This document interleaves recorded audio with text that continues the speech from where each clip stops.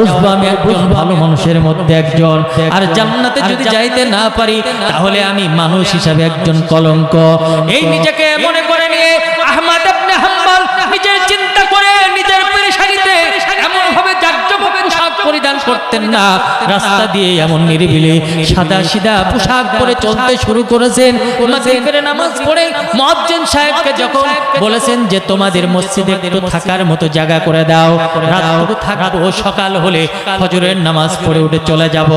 এই কথা বলার সাথে সাথে মুয়াজ্জিন সাহেব ডাক দিয়ে বলতে লাগলো, না না না, এখানে জায়গা হবে না, মসজিদে জায়গা দেওয়ার মতো কোনো অনুমতি নাই, মসজিদ কমিটি থাকার মতো কোনো মানুষকে এমন অনুমোদন দেয় নাই, অতএব আমিও আপনাকে অনুমোদন দিতে পারবো না, দয়া করে আপনি অন্য কোথাও জায়গাটা সংগ্রহ করো।